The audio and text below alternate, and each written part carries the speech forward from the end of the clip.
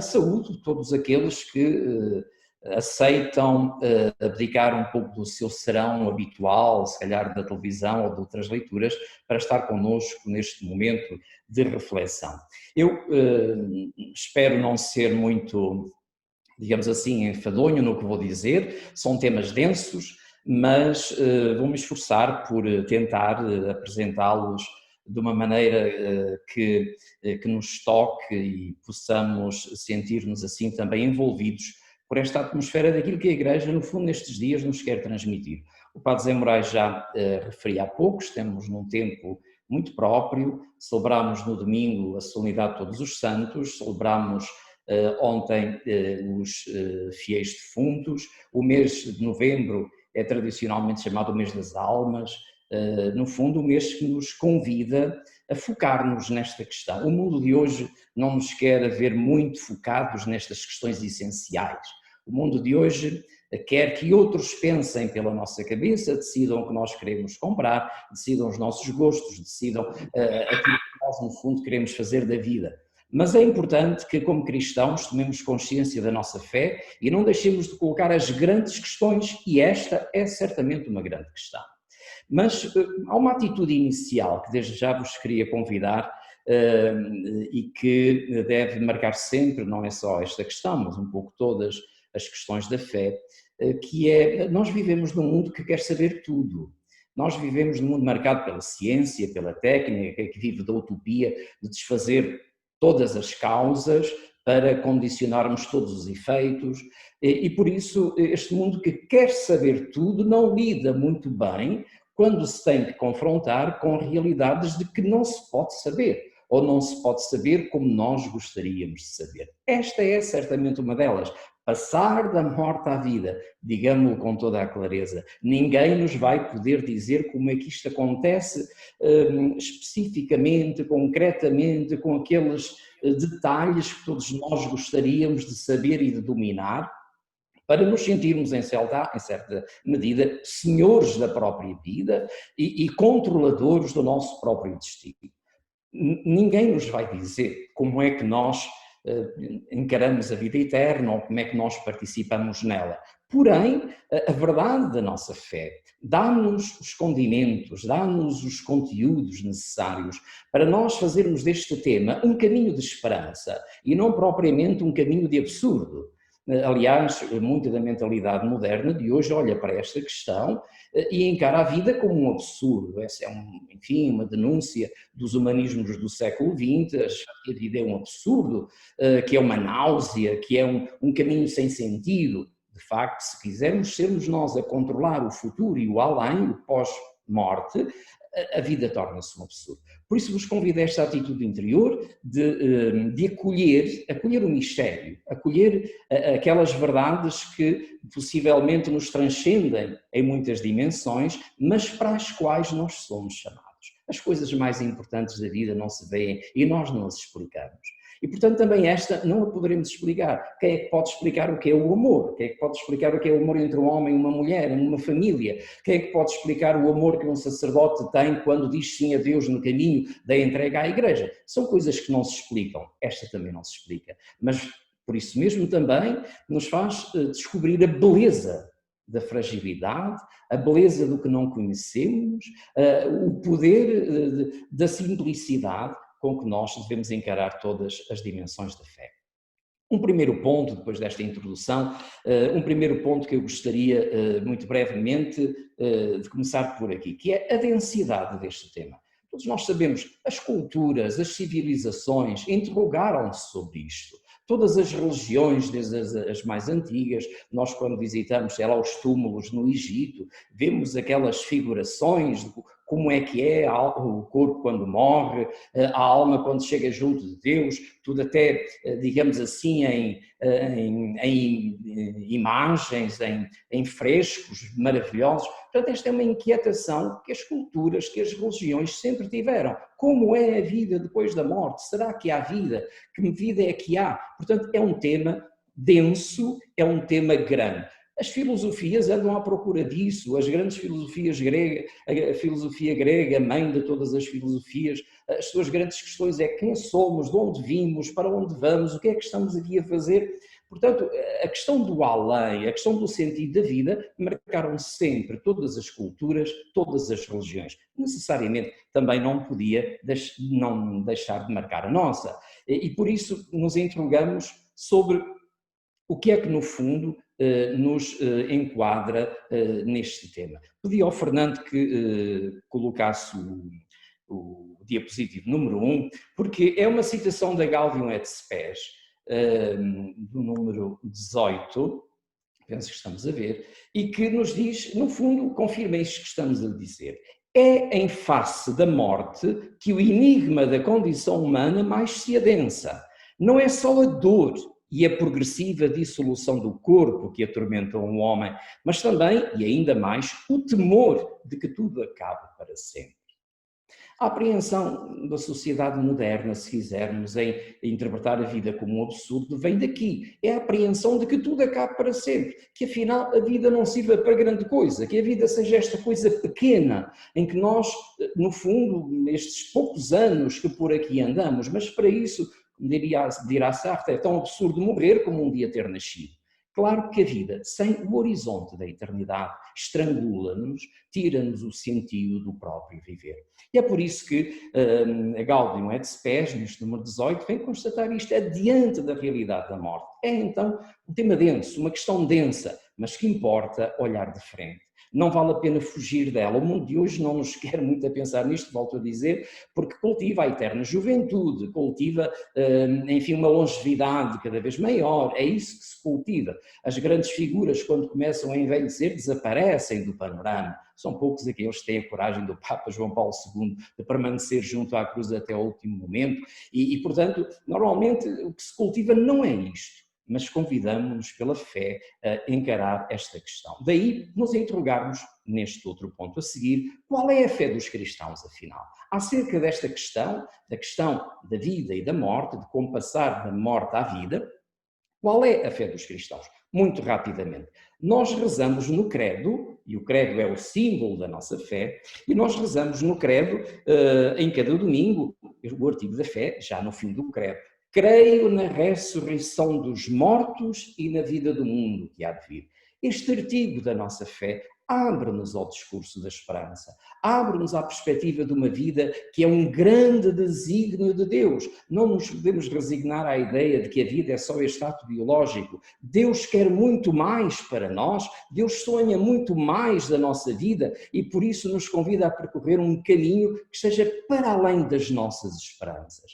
E por isso, a esperança não é só uma coisa que se fabrica no laboratório, neste laboratório da nossa existência. Não, a esperança é um caminho que se abre precisamente porque Deus nos ama e nos abre a perspectiva da comunhão eterna com Ele. Ora, este artigo de fé não é uma bela teoria unicamente, é porque bebemos-lo na experiência da comunidade cristã. A comunidade cristã é uma comunidade impregnada, deixem-me dizer assim, de uma tensão escatológica muito profunda. Percebemos todos a palavra escatologia, é o ramo da teologia que se preocupa com as coisas do futuro, mas também de ver no presente o reflexo dessas mesmas coisas. E, portanto, a comunidade cristã é uma comunidade primitiva, digo, é uma comunidade em grande tensão escatológica, porque vive em tempo de perseguições, a vida é muito frágil, estão hoje vivos, mas amanhã já não sabem se estarão. E, portanto, a partir da morte e ressurreição de Jesus, esta comunidade vive numa tensão grande de olhar a vida sempre sem medo, porque a vida é um caminho para Deus. E por isso vemos os mártires a entrar nas arenas para serem devorados pelas feras, a cantar hinos de louvor a Deus. E por isso vemos o Estevão, logo o primeiro mártir de todos, com um olhar, digamos assim, radiante a ser martirizado. Porquê? Porque ele sabe que a sua fé está na ressurreição dos mortos e que a vida, a morte, é uma passagem para essa experiência maior, para essa vida mais que só em Deus encontramos. Portanto, a comunidade, e que é a matriz de todas as comunidades, está impregnada desta atitude, onde, de facto, podemos encontrar até, se quisermos, porque são muitas as passagens que ilustram esta tensão, seria um tema, só isto já dava o tema todo, da tensão escatológica da comunidade cristã, mas ainda nós ouvíamos ontem, por exemplo, na segunda leitura, do terceiro, portanto, esquema de ontem, onde João nos dizia: nós já somos filhos de Deus, mas ainda não se manifestou totalmente o que havemos de ser.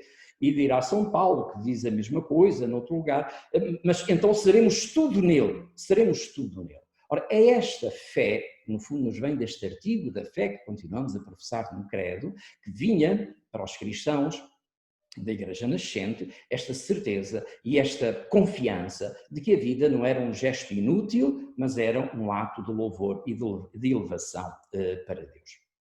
Então pedi agora ao Fernando que apresentasse o segundo diapositivo, que é a continuação ainda do número 18 da Gaudium et Spes, que nos vem continuar a falar da fé dos cristãos. Afinal, nós os cristãos, em que é que acreditamos? Isto é muito importante, porque a seguir vamos dizer já mais alguma coisa sobre isto, porque hoje em dia há uma grande dissolução, uma grande diluição dos artigos da fé. Parece que ser cristão, cada um acredita no que quiser, no que lhe apetece, se percebe ou não percebe, no que lhe diz ou não diz. Antes de mais, é fundamental isto, e por isso eu chamo aqui a atenção a estes aspectos.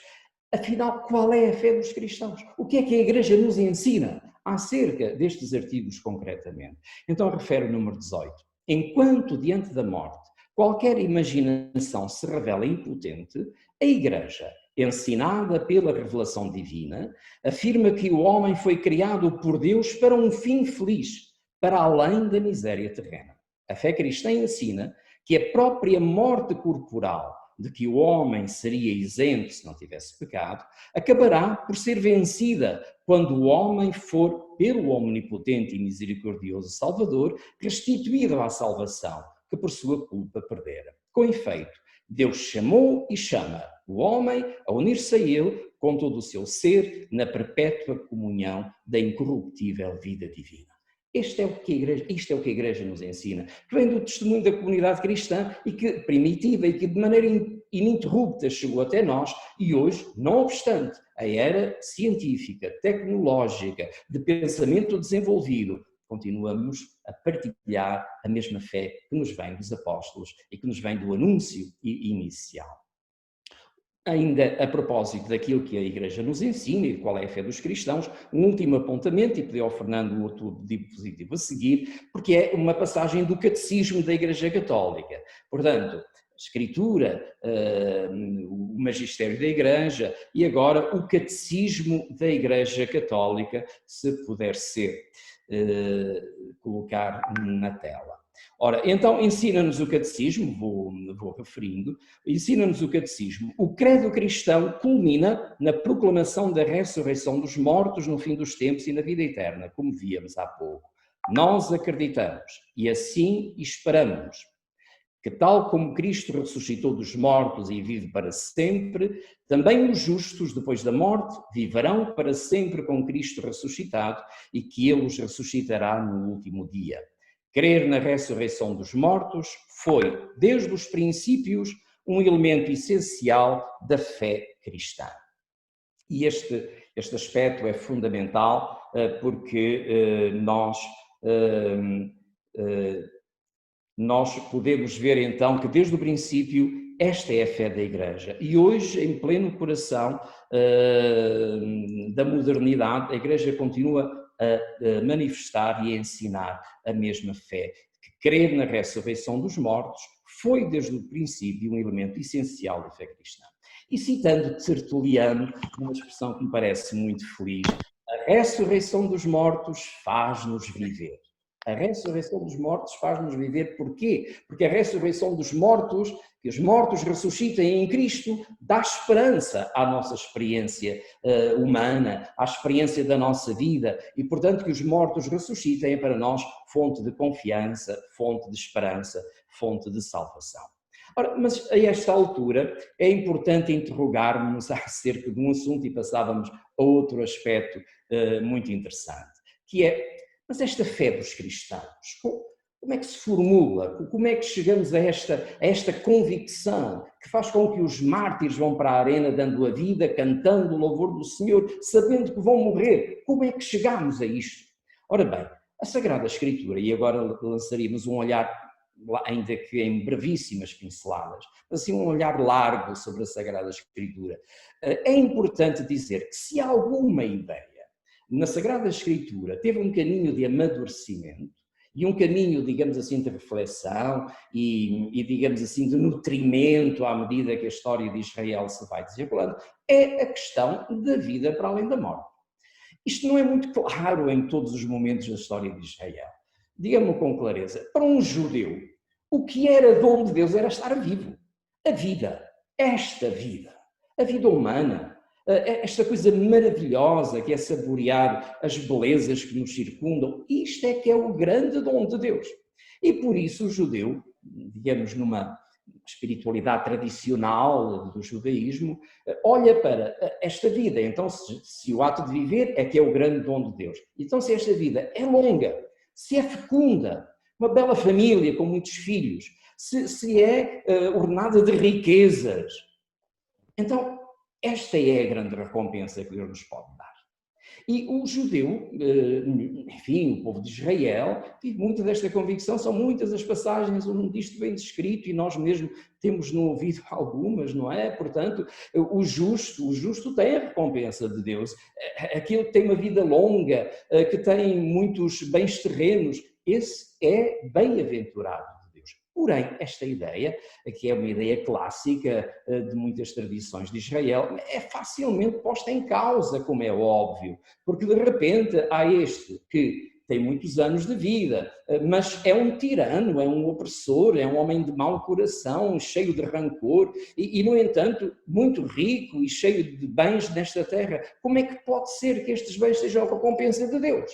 Então, os profetas, sobretudo, mas alguns livros da Sagrada Escritura, como é desde logo o livro dos Salmos, onde nós vemos esta tensão. Nos Salmos ouvimos dizer, só os vivos vos podem louvar como eu vos louvo hoje. Claro, porque a vida é que é o grande dom de Deus, e para louvar a Deus há que estar vivo, e portanto só os vivos vos podem louvar. Mas ao mesmo tempo os Salmos começam a pôr, alguns Salmos, começam a pôr em causa esta tese tradicional, porque a prática mostra gente boa, de grande coração, tementes a Deus, muito justos e que são pobres, que têm muitos problemas, têm muitos sofrimentos e muitas dores. Será que estes Deus os desprezou? Esta é a questão. E que, sobretudo no livro de Jó, mas nos outros livros sapienciais, se coloca muito a cru, digamos assim, esta experiência que precisava de um novo enquadramento. Então há um caminho que se vai fazendo, desde os profetas, nomeadamente o profeta Ezequiel, todos nós nos recordamos daquela passagem dos ossos ressequidos, um sinal já da ressurreição, sinais proféticos que começam a delinear-se, mas sobretudo nos últimos livros, já na fase da Apocalíptica, nos últimos livros do Antigo Testamento, vamos para o livro de Daniel, mas sobretudo chegamos ao livro dos Macabeus, e temos que chegar ao livro dos Macabeus, para haver, digamos assim, uma afirmação claríssima sobre a ressurreição dos mortos. Porque para os judeus, para a tradição de Israel, os mortos vão todos para a mesma mansão, vão para a mansão dos mortos, para o Sheol, isto é, as regiões inferiores, onde, indiferentemente, ricos e pobres, justos e injustos, novos e velhos, quem morre vai para a mansão dos mortos. Portanto, a mansão dos mortos é um problema a resolver, é um problema em equação e progressivamente vai encontrando contornos cada vez mais iluminados ao ponto de chegarmos ao livro dos Macabeus. Estamos recordados todos daquela passagem do martírio, não é? do livro dos Macabeus, dos filhos dos Macabeus, onde, a dada altura, no capítulo, no segundo livro, capítulo 7, versículo 9, se afirma: o Rei do Universo ressuscitar-nos-á para a vida eterna, a nós que morremos pelas suas leis, nós que somos fiéis a Deus, sabemos que Deus nos ressuscitará, nos fará passar da morte à vida para a sua convivência na eternidade. É preferível, diz-se mais à frente, é preferível morrermos às mãos dos homens e termos a esperança em Deus de que havemos de ser ressuscitados por Ele. Diríamos, no fim do Antigo Testamento, já esta ideia da ressurreição, de passar da morte à vida para a comunhão eterna com Deus, como um ideal de felicidade, como um futuro feliz, nos aparece já bem patente, nomeadamente no livro dos Mortos. Como é que a gente vê isso? E ensina o Catecismo da Igreja Católica, no número 992, a ressurreição dos mortos foi revelada progressivamente por Deus ao seu povo. Portanto, há aqui um caminho ao longo de toda a história da salvação e que nos leva ao encontro, de algum modo, o final do Antigo Testamento já nos prepara para o grande evento da salvação, que é a morte e a ressurreição de Jesus Cristo. A morte e a ressurreição de Jesus Cristo é o evento iluminador de toda esta questão, como há pouco dizia, o Sheol é uma questão em aberto, é uma questão à procura de uma resolução. Ora bem, Jesus desce à mansão dos mortos, desce às regiões inferiores para resgatar todos aqueles que esperavam a salvação desde sempre. Ora bem, a morte e a ressurreição de Jesus Cristo é então o coração da nossa fé, que vem iluminar, vem, digamos assim, abrir clareiras, horizontes inesperados, completamente novos, que não seríamos capazes de imaginar. Recordamos Jesus quando anuncia aos discípulos: vou para Jerusalém, mas vou ser entregue às mãos dos judeus, vão me matar, vou morrer, mas ao terceiro dia ressuscitarei. Isto é uma verdade impossível de ouvir. O Pedro mandou o Senhor calar, estamos todos recordados dessa passagem, mandou Jesus: cala-te, Senhor, não digas essas coisas, um líder não tem um discurso derrotista, um líder ganha sempre. Ora bem, a verdade é que eram realidades completamente novas. E ainda durante o Novo Testamento, temos aquela cena da tensão entre os que acreditavam na ressurreição dos mortos e dos que não acreditavam. Os saduceus, que não acreditavam na ressurreição dos mortos. E, portanto, era uma questão em aberto na fé de Israel. É Jesus, com a sua morte e ressurreição, com a Páscoa, que nos vai abrir os horizontes para o que é que significa passar da morte à vida. Então, é o coração da mensagem em que nós acreditamos e é importante olharmos para esta verdade e para este grande anúncio com o encanto do Filho de Deus, que se sente cativado e atraído pelo dom do amor do Pai, que se revela no Filho e no seu Espírito. É isto que, no fundo, celebramos, que a comunidade cristã desde logo celebra. A Eucaristia, o que é senão isto? Quando dizemos, depois das palavras da consagração, eis o mistério da fé, de algum modo um concentrado, um sumário, um resumo essencial do que é a nossa fé. O sacerdote diz, eis o mistério da fé. Ora bem, e nós respondemos o quê? Anunciamos, Senhor, a vossa morte, proclamamos a vossa ressurreição. Vinde, Senhor Jesus, porque a Eucaristia, o altar, é precisamente onde se encontra o além e o aquém, o paraíso com a terra, a eternidade com a história, a trindade com a humanidade. É no altar, na Eucaristia, onde no fundo, na única Eucaristia que Jesus celebrou, a Eucaristia é uma só.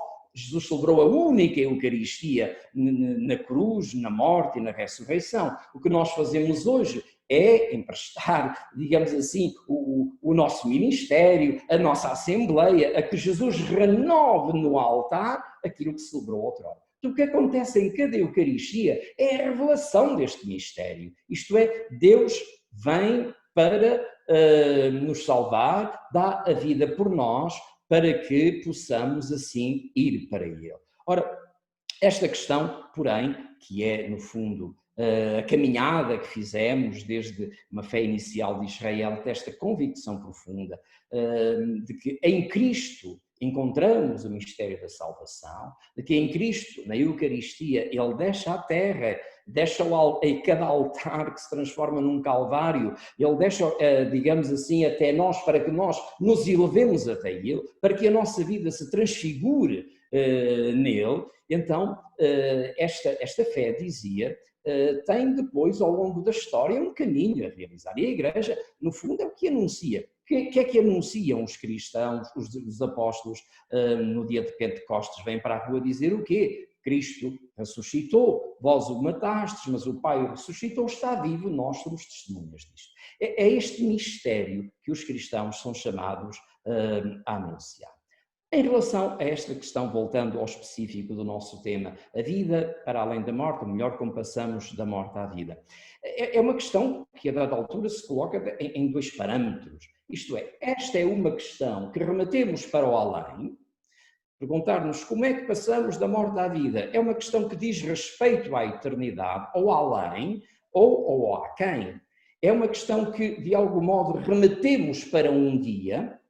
Todos nós temos no nosso diário mais ou menos um pouco esta inquietação de nos portarmos bem cá em baixo, porque depois um dia vamos ou não receber um lugarzinho no céu, uma recompensa maior ou menor. Atenção, esta é uma tradição também das religiões antigas, de todas as religiões, digamos assim, que têm a esperança da vida eterna. Não é só nossa, isto é, portarmos-nos bem na terra, para que depois Nosso Senhor no céu nos dê uma bela recompensa, isto não tem nada do original cristão. O que é original cristão? Mas antes de mais, passemos algumas etapas. Isto é, de facto, nós no passado sublinhámos bastante isto. O que era importante era um dia a recompensa que iremos ter. A vida era muito precária, tudo era muito frágil, e então, mas um dia a esperança da felicidade eterna, de algum modo, norteava todas as preocupações da experiência dos cristãos. E o castigo de Deus era uma coisa que atemorizava. Lembramos-nos todos como as nossas mães educavam os filhos a dizer: não faças isso, olha que Deus castiga-te, olha que não fazes mal, porque senão depois Nosso Senhor vai-te castigar. Esta apreensão, que no passado não é que é um erro quando interpretado de determinada maneira, mas a verdade é que era um sublinhado que não ajudava muito a ver este lado maravilhoso do amor de Deus que nos envolve, que nos redime e que nos salva. Ora bem, no passado, de facto, acentuou-se essa perspectiva.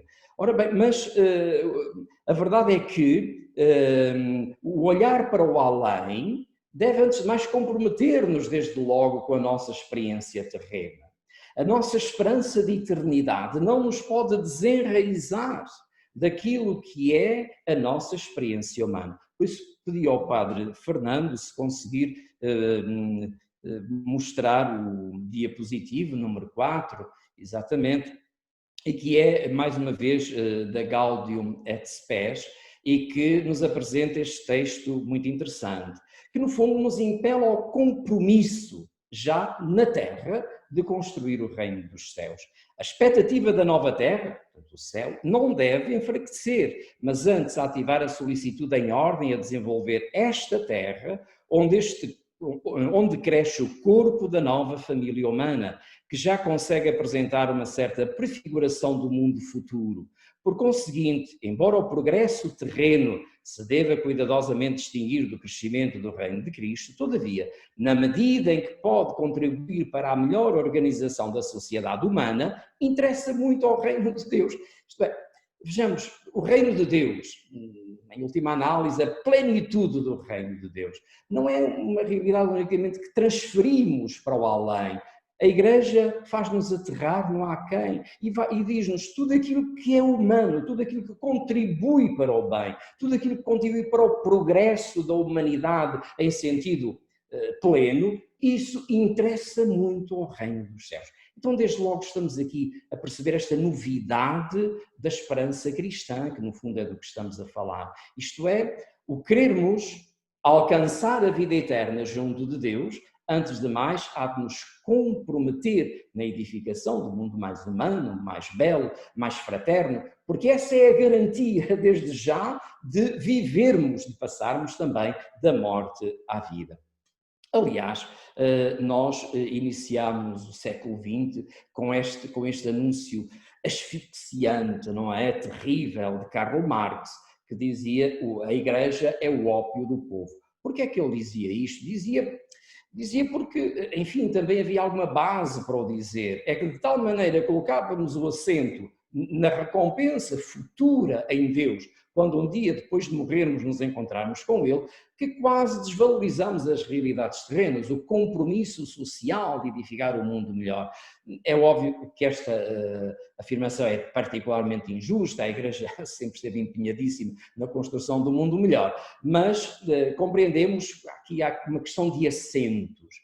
E a Igreja vem-nos, nomeadamente no coração do século XX, no coração, digamos assim, explosão, digamos, das ideias marxistas que se desenvolvem em toda a Europa e no mundo inteiro, vem-nos dizer, não, os cristãos são chamados a edificar, a construir o reino da terra, porque ele é uma prefiguração do reino do céu. Então estarmos já empenhados nas coisas deste mundo é também uma garantia da comunhão plena e do caminho para com Deus. Ora, mas então, perguntamos, então, mas o reino de Deus é só uma questão da terra? Então, o importante é empenhar-nos nas coisas só deste mundo? Clarissimamente que não. E aqui há algumas ideias que me importa, eu gostaria de realçar, até porque estão muito em voga, andam muito aí a circular de lado para lado, como é, por exemplo, esta coisa da reencarnação. A reencarnação toca clarissimamente e abruptamente o nosso tema. E hoje é frequente encontrarmos até cristãos que acreditam na reencarnação, acham uma ideia muito bonita. Reencarnação, o que é que seria? Portanto, do fim da vida, não é? No termo da vida humana, regresso, reencarno noutro ser, para quê? Para me purificar, para ir me aperfeiçoando, para que um dia eu atinja o nível de Deus, para então ser seu interlocutor e seu conviva. E, portanto, de algum modo, a salvação, neste caso, é uma coisa da terra, é uma coisa minha. Sou eu que me salvo a mim mesmo, sou eu que me vou purificar a mim mesmo. E a dada altura alcanço um nível tão elevado que só então é que Deus me aceita como tal. Ora bem, isto rompe totalmente o anúncio cristão. Não é por aí que nós vamos. Isto contradiz a alma do anúncio cristão. O anúncio cristão é este: um ladrão crucificado na cruz. Um ladrão que chamamos bom, mas certamente a vida dele foi fazer coisas erradas, deve ter feito coisas tremendas para ser crucificado, condenado à morte na cruz. Mas naquele último momento, aquele ímpio, chamemos-lhe assim, olha para Jesus, capta ali um mistério de esperança. Olha para Jesus, lembra de mim quando chegares ao paraíso. O anúncio cristão da salvação, da vida para além da morte é este: ainda hoje estarás comigo no paraíso. Esta é a novidade cristã, a novidade de uma salvação gratuita, total. Basta que a alma se debruce sobre Deus, basta que o coração se abra ao encanto de uma esperança que ele não sabia explicar, que ele não sabia entender, que não sabia traduzir sequer em princípios doutrinários, mas que era a sua experiência naquele momento de encontro com Jesus, e isso valeu para a salvação eterna. Hoje estarás comigo no paraíso. Ora bem, Armário, temos 5 minutos. Temos 5 minutos. Vamos então para a última questão, e que de algum modo é aquela que eu gostaria de frisar mais, e que é um pouco esta: no meio de tudo isto, então a vida para além da morte é uma tensão que São Paulo vai colocar, digamos assim, ou vai traduzir desta maneira: é o já, mas ainda não. Já somos filhos de Deus, mas ainda não se manifestou em plenitude o que havemos de ser. Aqui está a mola, a tensão de todo o conteúdo da fé dos cristãos, portanto, na esperança da vida eterna, na vida para além da morte. Mas como traduzir isto na prática? E que de algum modo é a coisa mais importante do que vos queria dizer. Como traduzir isto na prática? Como é que isto se vive? Como é que no fundo se experimenta? Ora bem, nós encontramos muitas vezes gente apavorada com o medo do futuro, gente angustiada com os pesos do passado. Ora bem, eu diria que Deus não nos quer nem ver presos, acorrentados aos males do passado, nem atemorizados em relação às realidades futuras. Ai, se eu não me salvar, ai, se eu for para o inferno, ai, como é que será, que castigo, como é que vai ser? Ora bem, esta não é a sabedoria dos cristãos. Os cristãos não são um grupo de gente apavorada. A sabedoria dos cristãos para a vivência desta tensão entre a vida e a morte consiste, tão simplesmente, seja-me permitido traduzir assim, a vivência do momento presente. É no momento presente, é no aqui e agora, que somos desde já chamados a viver com toda a intensidade e dignidade de filhos de Deus, toda a grandiosidade do mistério de Deus que nos salva. Aliás, é o apóstolo que nos diz: passamos da morte à vida se amamos os irmãos. Então, o amor ao próximo, a novidade da experiência do cristianismo, é que nos dá a chave do que é isto de passar da morte à vida, que não é um enigma daqueles tremendos para desvendar, porque ele já foi desvendado. A verdade é esta: o grande acontecimento da salvação já aconteceu. Não é algo que estamos à espera que um dia logo vamos ver o que é que vai acontecer para Deus salvar a humanidade. Não, é Cristo na cruz. Cristo que morreu, está vivo, ressuscitou, e nós somos testemunhas. E cada vez que nos abrimos a esta experiência de amar os irmãos como Ele nos amou, o que é que realizamos? O que é que acontece? Acontece precisamente esta experiência de uma vida que não cabe na nossa própria vida, que está para além daquilo que nós conseguimos fabricar, que está para além da nossa capacidade. Isto é, o amor revelado por Deus na nossa vida faz-nos passar da morte à vida, amando os irmãos. Ora, é precisamente esta a grande sabedoria que os cristãos hoje têm que dar como testemunho ao mundo. E ver neste mundo tremendo, neste mundo que é tão científico e tão tecnológico, depois se esbarra com estas realidades das pandemias e com outras coisas irritantes que não conseguimos resolver, este mundo precisa de gente serena, eu diria, com um brilho nos olhos, com um sorriso nos lábios, que possa testemunhar ao mundo aquilo que o mundo não sabe, porque só nós é que lhe podemos dar, que é a razão de ser está em Cristo crucificado e ressuscitado. É este Senhor que nós temos para anunciar. E havemos de fazê-lo não com caras de Sexta-feira Santa, participando em liturgias cinzentas, que não exprimem a alegria do ressuscitado, mas pelo contrário, havemos de traduzir na nossa forma de viver, no nosso estilo de vida, na maneira como participamos nas celebrações, na maneira como nos comportamos uns com os outros, como nos respeitamos, como nos amamos, havemos de transmitir esta esperança que não cabe em nenhum laboratório da esperança possível, porque vem de Deus e para Ele nos encaminha. É por isso, então, que estes dias, que são dias de recordar os que já partiram, são dias também de nos enraizarmos ainda mais no mistério do amor. E por isso são dias densos digamos assim, de significado que devemos viver, digamos assim, com uma grande intensidade de alma. Eu termino com uma passagem do Papa Bento XVI, que encontrei num livro, um dia destes. Évora tem agora uma livraria nova, que é da Canção Nova, convido a passarem por lá, é uma livraria fantástica, onde encontramos lá coisas maravilhosas. Passamos tempo demais no Facebook e no Twitter e no Instagram, há livros que são maravilhosos. E este livro que eu encontrei, que se chama Por Amor, da editorial Lucerna, do Papa Bento XVI, é um livro fantástico, com intervenções nucleares do seu pontificado. Uma delas é esta: dada altura, diz o Papa Bento XVI, a fé não é uma acumulação de ideias, não é uma questão de ideias, de eu dizer se acredito ou não acredito, não é uma questão, não é um pensamento, a fé não é um pensamento, mas uma aventura de vida.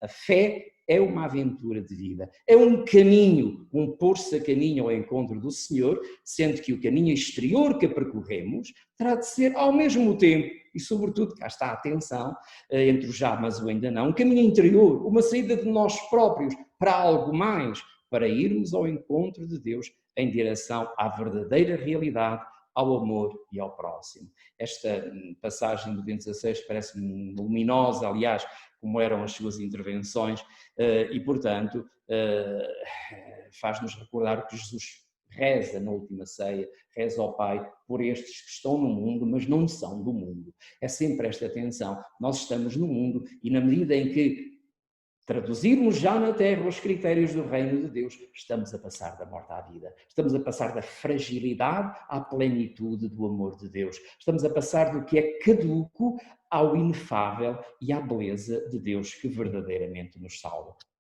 Mesmo para terminar, eu gostaria de terminar com uma oração, que é um hino que nós conhecemos, muitos de nós o cantamos, é um hino que tem até uma melodia fantástica, maravilhosa, mas convido-vos, digamos assim, também neste momento quase de reflexão, interioridade, quase me apetecia cantá-lo, mas pronto, deixamos isso está aí muito traduzido nos YouTubes, encontrareis melodias fantásticas com este hino.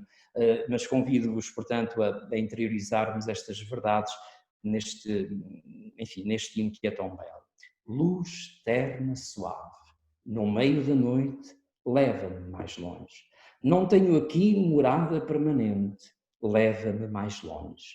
Que importa se é tão longe para mim a praia onde tenho de chegar, se sobre mim levar constantemente, poisada a clara luz do teu olhar. Nem sempre te pedi como hoje peço, para seres a luz que me ilumina, mas sei que ao fim terei abrigo e acesso na plenitude da tua luz divina. Esquece os meus passos mal andados, meu desamor perdoa e meu pecado. Eu sei que vai raiar a madrugada e não me deixarás abandonado.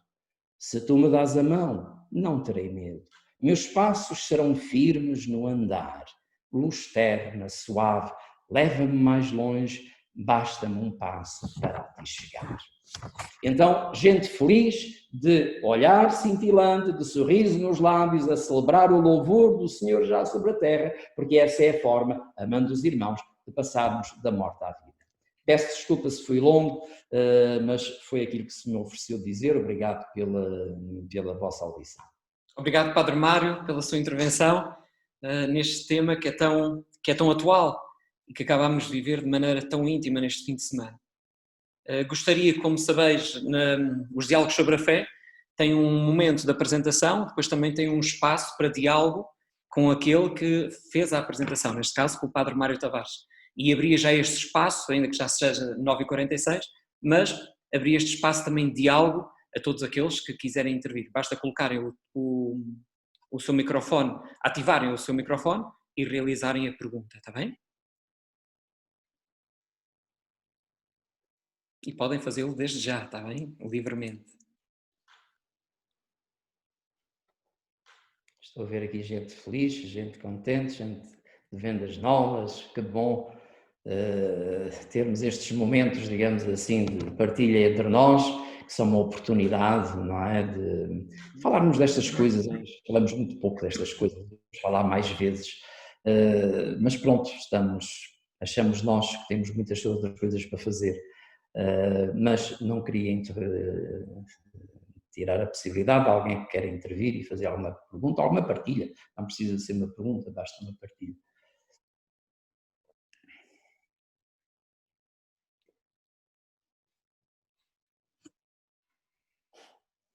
Quem é que será o primeiro?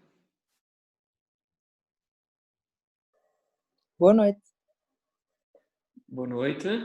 Olá, Sr. Padre Mário, como está? Padre Fernando, sou sempre eu a primeira, isto é batota. Mas isso é bom, isso é bom. Força, Luísa. Olá. Então, não é primeiro agradecer esta oportunidade de estarmos todos aqui, porque isto é fantástico, poder ouvir estes ensinamentos. Diz-me o que é que te Padre Mário, já tinha saudades de ouvir. Como é que te chamas? Desculpa, como é que te chamas? Luísa. Onde é que tu és? Eu já estive em Évora há muito tempo, agora estou em Estremoz. Bom, muito bem. Então diz lá, Luísa, o que é que... Então, a partilha só, a partilha não é propriamente uma questão, a questão que estava a falar há pouco o Sr. Padre da reencarnação, é uma coisa que eu penso que vivemos muito nos dias de hoje, porque somos muito influenciados por todas as religiões, existem uma série de religiões que não católicas, não é? Que acreditam muito nisso, não é? E eu acho que as pessoas baralham-se com alguma facilidade. É uma maneira mais, talvez fácil, passa a expressão, de ver um bocadinho o além, não é? O que é que vai ser, o que é que vai ser, o que é que vai ser do depois, não é? Depois da nossa morte física. Eu acho que as pessoas são muito influenciadas e às vezes há muita falta de informação também, nesse sentido.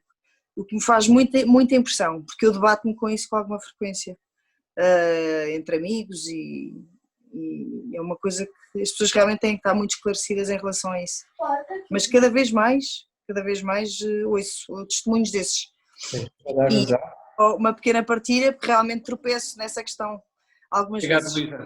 Obrigada eu é que agradeço. Eu diria sobre tudo isto em poucas palavras, a reencarnação é uma desconfiança de que Deus não me pode salvar. Exatamente. A reencarnação significa eu não acreditar que Deus me salva. E por isso, no fim do meu percurso sobre esta terra, tenho que voltar. A reencarnação não é uma mensagem do além, é uma mensagem do aquém. Portanto, eu morro, mas volto. Não é? Portanto, de algum modo não encontra passagem. Claro, se não há Cristo, não há passagem. Esta é a questão. Porque é Cristo ressuscitado que é a porta que se abre, que realiza a passagem, que realiza a nossa Páscoa. Realizou a sua e realiza a minha nele. Ora bem, sem esta perspectiva de fé, claro, a vida não pode ser uma inutilidade, então chegamos ao fim, voltamos ao princípio, reencarnamos num ser de acordo com os nossos méritos e vamos andando para a frente ou para trás, regredindo ou progredindo, até chegarmos ao nirvana, quer dizer, até àquela perfeição humana que então assim nos faz estar em comunhão com Deus. Eu digo, mas então aí qual é o mérito de Deus? Onde é que Deus entra nisso? Onde é que Deus entra nisso? Sou eu que me salvo. Sou eu que, digamos assim, a Igreja publicou, a Sagrada Congregação, aliás não foi a Sagrada Congregação, foi a Comissão Teológica Internacional, há pouco mais de 10 anos, publicou um magnífico documento sobre isso. Tens razão, quando nós falamos muito pouco sobre isso, se calhar catequizamos muito pouco sobre isso, não falamos disso, e a verdade é que eu encontro-me, se calhar como tu, encontro com catequistas que acreditam na reencarnação, com pessoas que vão à igreja e que vão à igreja todos os domingos, que acreditam na reencarnação e andam embevecidas com esta ideia, que é uma ideia que contradiz no coração a essência do cristianismo. E portanto, enfim, não devemos fazer disto também, se calhar, uma guerrilha, nem uma cruzada, mas o esclarecimento sobre tudo isto, a reencarnação é uma ideia em que sou eu que me salvo, não é Deus que me salva. Deus não servia para nada, então Deus não serve para nada. Deus é uma inutilidade, porque sou eu que me purifico, sou eu que faço todo o trabalho, sou eu que a dada altura mereço, sou eu que mereço, quando na nossa fé, o mérito é o Filho, o mérito é de Cristo, ele tem um mérito, portanto eu participo no seu mérito, filhos no Filho. Ora bem, isto, mas não queria impedir que eu... Vamos aguardar se há mais alguém.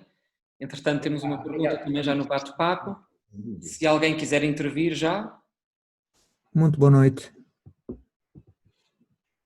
Conseguem-me ouvir? Sim, eu estou a ouvir. Diz o teu nome e de onde é que és? Sou o Miguel, sou de Lisboa e gostaria de perguntar como é que se pode compreender diante da misericórdia de Deus e do amor de Deus e do seu anúncio no Evangelho, como é que se pode compreender a questão do inferno? Não se pode compreender, como não se podem compreender as coisas do além, se soubéssemos nós dizer o que é o inferno, mas a verdade é que um Deus justo na inteligência da fé, necessariamente requer um discurso do inferno. Muitas vezes o inferno, houve uma polémica tremenda no coração do século XX, que distinguiu os teólogos, os pôs uns contra os outros, e onde se apresentava o inferno como uma possibilidade de condenação. É curioso que a Igreja, que sempre canonizou e sempre teve a ousadia, o arrojo de canonizar, dizer que pessoas se salvam, nunca teve a ousadia de dizer que alguém se condenou. Mesmo, enfim, com exemplos tremendos que temos de perseguidores da igreja, de gente, enfim, terrível. Nunca a igreja disse que esta pessoa condenou-se. Porque esse é um mistério, eu diria assim, deixa-me dizer-te, Miguel, eu acho que esse é um território de Deus. Estarmos a querer imiscuir dentro da justiça de Deus, nós nem a justiça dos homens entendemos, quanto mais entender os critérios da justiça de Deus. Eu não sei se sobre a terra haveria alguém que perdoasse aquele ladrão na cruz, dizendo, hoje estarás no paraíso. Diante daquela história, quanta gente aquele homem terá prejudicado, que coisas horríveis aquele homem terá feito, e no entanto teve espaço no coração de Deus para a misericórdia e para o perdão. Eu não me atrevo, digamos assim, sequer a falar nas contradições que possa haver entre, digamos assim, o inferno, porque nós, a dada altura, falamos em inferno, e estamos a falar de quê? Estamos a falar, se calhar, logo numa fogueira a arder, estamos a falar em almas embrulhadas nas chamas, estamos a falar, enfim, em ideias que temos cá dentro e que necessariamente são completamente desfocadas em relação àquilo que é a ausência de Deus.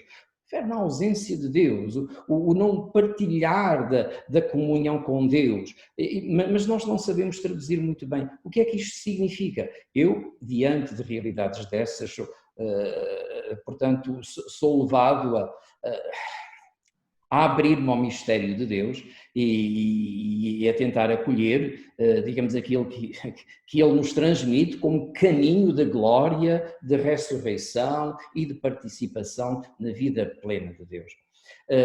É contraditório o discurso do inferno. Aos nossos olhos tem certas dimensões que até possa parecer que sim. Daí que os teólogos têm algum cuidado, dizem que o inferno é uma possibilidade real. Mas nunca ninguém se atreveu a dizer, isto é, a igreja nunca se atreveu a dizer que alguém se tenha condenado. E deixem-me dizer assim, se calhar de maneira atrevida, se a igreja nunca se atreveu a condenar, imaginemos Deus.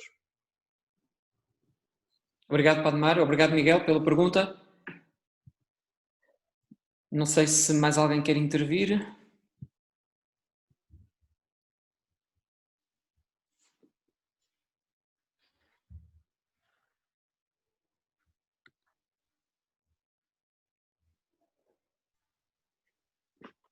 Estou sim, boa noite. Boa noite.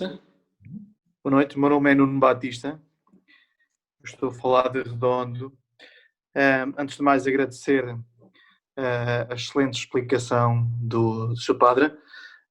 Gostaria de lançar uma questão. Uma vez que é no presente que nós devemos viver o dia a dia para, de certa forma, conseguir melhor compreender esta questão da morte e da passagem da morte à vida, como é que fica a questão do sofrimento no meio disto? Ou seja, como é que pessoas que constantemente passam por situações de sofrimento, por doença, por perda dos entes queridos, conseguem, de certa forma, viver nesta serenidade e nesta calma para conseguirem melhor aceitar a questão da própria morte e ter bem presente esta fé na cruz de Cristo? Obrigado. Obrigado pela pergunta. Essa questão é tão pertinente, é tão crucial, que provocou a compaixão do céu. O sofrimento do homem, da humanidade, os gemidos de dor da humanidade, geraram a que o Pai enviasse o Filho à Terra para conosco abrir uma rota, um caminho de salvação, um caminho de regresso. Certamente a questão do sofrimento é uma questão que a todos nos lança enormes perguntas, mas deixa-me dizer desde logo o seguinte: o sofrimento tem a ver com a nossa natureza humana, com as nossas limitações, com as nossas contingências, com as nossas incapacidades, com as nossas debilidades. Nós temos que assumir isto. Nós somos, pela natureza humana, seres frágeis. A fragilidade faz parte da experiência humana. Agora, diante da fragilidade, a questão maior é sim, tudo bem, o confronto com o sofrimento, com a dor, tudo bem, mas a questão maior é o que é que nós fazemos com isso. A pergunta mais importante não é porquê é que há sofrimento, porquê é que há guerras, porquê é que há crianças que morrem à fome, porquê é que há crianças que são vítimas de abusos, porquê é que há estes males, os porquês paralisam-nos. Agora, havemos de ter a coragem de dizer, para quê tudo isto? Que caminho é este? Para onde nos leva? Ora, e diante das grandes questões do sofrimento, eu não vejo, como pessoa de fé, não vejo as coisas de outra maneira.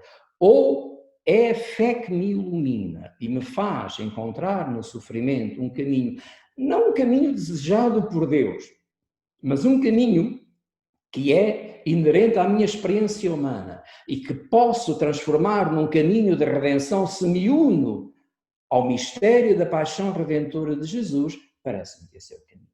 Porque sem a cruz, sem Jesus, o sofrimento humano não faz sentido, integra aquela grande ideia de muitos filósofos, o Sartre e tantos outros, que acham que a vida é um absurdo, não faz sentido mesmo. Sem a fé, digamos assim, só por cobardia que não nos suicidamos. Portanto, é diante da realidade do sofrimento que me hei de perguntar: que sentido faz a cruz de Jesus Cristo? Este é o anúncio da fé. Esta é a iluminação. E a dada altura, deixa-me dizer-te assim, é verdade que há tanto sofrimento que parece não fazer sentido, mas deixa-me dizer-te o seguinte: há tanto sofrimento, e agora falo da minha experiência com os outros, tenho encontrado histórias de sofrimento tremendas, em que esse sofrimento foi pretexto para uma aproximação a Deus, para um descobrir a essência do sentido da vida. E foi através do caminho do sofrimento persistente, cada vez mais atroz, que conduz até à morte física, que muita gente se encontrou. Porquê? Porque se encontrou com Cristo na cruz. Porque se encontrou com o mistério da paixão, morte e ressurreição de Jesus. Por isso eu dizia-te, deixa-me dizer, acho que sem Cristo é de facto muito difícil explicar o que é o sofrimento humano, mas com Cristo, à luz da iluminação que nos vem do mistério pascal, jamais te direi que é fácil, mas é possível transformarmos os nossos sofrimentos num caminho redentor. Obrigado, Nuno, pela sua pergunta. Obrigado. Ok, obrigado. Deixo espaço apenas para uma última pergunta, caso exista, mas a última pergunta, uma vez que já estamos avançados também na hora. Ora, boa noite, Sr. Padre. Sou de Vila Viçosa, sou Bruno. Queria perguntar uma coisa. Realmente aquilo que tenho estado a ouvir de si, eu adorei. Estás bom, pá. Tudo bem, obrigado. Adorei aquilo que ouvi e queria fazer uma pergunta. Tu ainda és acólito? Já. Ok, ótimo. Na morte é possível ver Deus face a face? Estou-te a ouvir mal. Na morte é possível ver Deus face a face? Se na morte é possível ver a Deus face a face, Nuno, deixa-me dizer mais uma vez, nestes conteúdos da nossa fé, querermos, digamos assim, de algum modo traduzi-los na nossa chave e na nossa lógica, o que é isso da face de Deus? O que é isso a minha face depois da morte? Faço-me entender. Há uma lógica que é nossa. Os amigos gostam-se de ver face a face. Eu, quando conheço alguém, fico muito feliz porque o encontro na rua, inesperadamente, ou marcamos um encontro, vermos-nos, tudo muda em nós, a afeição, o rosto, a alegria, a felicidade, porque nos vemos face a face. Essa que é uma experiência humana, certamente se traduz numa experiência divina também. Como é?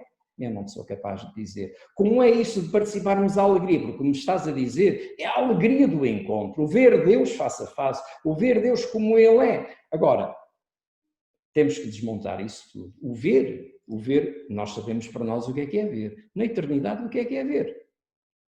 Não sei se alguém pode dizer o que é ver na eternidade. O que é face a face? O que é estarmos um diante do outro? Faço-me entender, eternidade não tem geografia.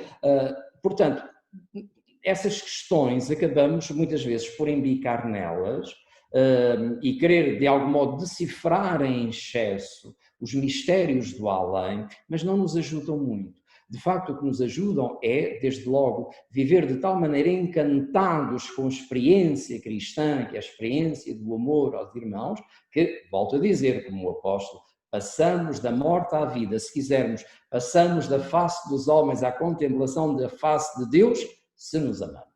E se nos amamos em verdade, não como um romantismo, assim para escrever uma frase bonita num bilhete postal, mas para nós amar significa morrer, significa dar a vida, significa estar pronto para acolher o outro com toda a radicalidade das suas debilidades, mas também com todas as potencialidades que a sua vida me revela. Portanto, o ver face a face, certamente vemos face a face, mas numa face e num ver que tem de estar de acordo com a eternidade.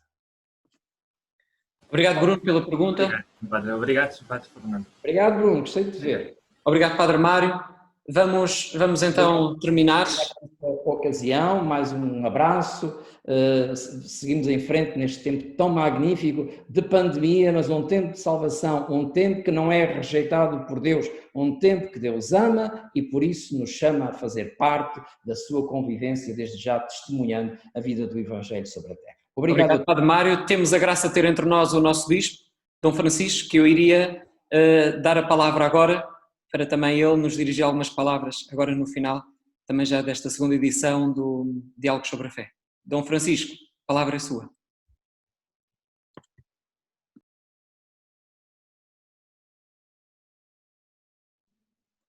Desculpem, estava sem voz. Boa noite, um abraço a todos, uma saudação muito amiga ao Padre Mário, uma saudação de parabéns ao Instituto Superior de Teologia de Évora por esta ideia excelente destes serões, dialogar sobre a fé, e gostaria muito de saudar cada um dos que está presente e dizer-lhe que escolheu bem, que foi muito sensato e inteligente ao pôr esta marca na sua agenda, no seu calendário, de estar aqui em enriquecimento, porque de facto não queremos viver na banalidade nem na futilidade. E há perguntas fundamentais na vida, a vida para além da vida. E hoje tivemos a ajuda do Padre Mário, que é um professor de escatologia, exatamente da vida para além da vida, segundo a mensagem cristã, no nosso Instituto de Évora. Eu olho para a minha vida e percebo como tantas e tantas vezes o sofrimento que por mim passa, também na minha própria existência, me amadureceu. De facto, se eu fosse um homem de estufa, um homem resguardado das intempéries, das dificuldades, eu seria um imaturo, eu seria certamente um inexperiente. É como aquela fruta de estufa que não sabe a nada, nem tem cheiro, nem tem de facto sabor. É necessário apanhar vento, chuva, sol, frio, também por vezes até alguma intempérie e granizo. Ficamos com algumas marcas, mas amadurecemos e temos sabor e temos vida. Nosso Senhor Jesus Cristo ensina-nos que a cruz é de facto um caminho de amadurecimento e que nos faz preparar para vida e para vida com mais sentido, vida em plenitude. Por isso eu queria abraçar todos aqueles que na sua cruz encontram um caminho para Deus, na sua cruz encontram um caminho para o amor. Deus é amor, o amor é a fonte da vida. Ter Deus na vida é ter de facto em nós a semente da eternidade, a vida para sempre. Eu abraço a todos e desejo-lhe que não se esqueçam de voltar para o próximo encontros com a fé, no diálogo sobre a fé, porque é uma escolha que nos faz amadurecer e nos faz ter de facto razões para acreditar. Obrigado a todos, obrigado muito especialmente a cada um de vós que soube pôr na sua vida em primeiro lugar aquilo que é decisivo, que é bússola, a fé. Obrigado, Padre Fernando, um abraço para todos. Obrigado, Dom Francisco. Só sublinhar aquilo que o Dom Francisco também acabou já de anunciar, que no próximo 1º de dezembro vamos ter a 3ª edição, que vai ser pronunciada pela doutora Teresa sob o título A Encarnação em Santo Agostinho, uma forma também de prepararmos o Natal e este grande mistério que todos nós acreditamos da encarnação. Para todos, o meu muito obrigado, também em nome do Padre Moraes, o nosso muito obrigado, em nome do ISTA. Desejamos a todos uma boa noite, uma boa semana e voltamos a encontrar aqui, se Deus quiser, no 1º de dezembro, na 3ª edição de Diálogos sobre a Fé, a Encarnação em Santo Agostinho, pela doutora Teresa. Uma boa noite a todos e muito obrigado por estares presentes. Boa noite. E obrigado, Padre Mário, mais uma vez.